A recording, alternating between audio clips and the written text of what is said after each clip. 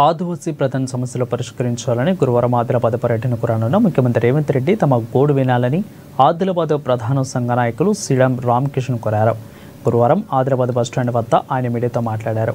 ఎన్నో ఏళ్లుగా అపరిష్కృతంగా ఉన్న ఆదివాసీ ప్రధానుల సమస్యలను పరిష్కరించేందుకు కృషి చేయాలని వేడుకుంటున్నామని అన్నారు.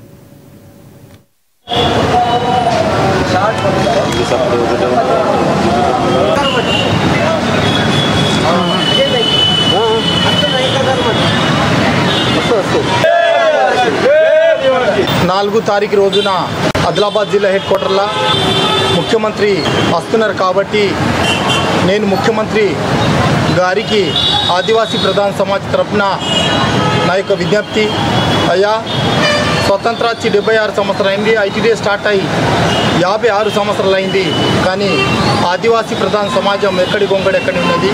కాబట్టి నేను ముఖ్యమంత్రి గారికి మా యొక్క 5-6 డిమాండ్లు ఉన్నాయి. నేను ఒక్కటే ముఖ్యమంత్రి గారికి దాదాపు 50,000 ఆదివాసీ ప్రధాన సమాజం నుంచి మా యొక్క విజ్ఞప్తి, అయ్యా ఆదివాసీ ధర్మగురు గిరసుక జయంతి ప్రభుత్వ పరంగా నిర్వహించాలని ప్రభుత్వానికి విజ్ఞప్తి చేస్తున్నాను.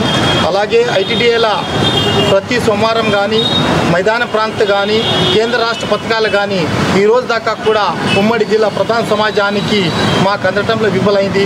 మరి మైదాన ప్రాంతాల్లో మాకు చాలా మంది ప్రధాన సమాజం ఉన్నారు కాబట్టి వాళ్ళ మీద నిఘా పెట్టాలా.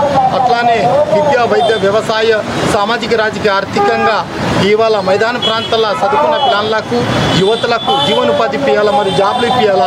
అలాగే మాకు ఒకటే విజ్ఞప్తి, ఈరోజు స్వతంత్ర వచ్చి ఇన్ని సంవత్సరాలైన తర్వాత కూడా ఎన్ని ప్రభుత్వాలు వచ్చినాయి కానీ ముఖ్యమంత్రి రేవంత్ రెడ్డి గారు చేస్తారని మాకు నమ్మికున్నాయి. కాబట్టి మాకు రాజ్యాధికారి కావాలా, సర్పంచ్ కానీ, ఎంపీపీ కానీ, జెడ్పీటీసీ కానీ, ఎమ్మెల్యే కానీ, ఎంపీ కానీ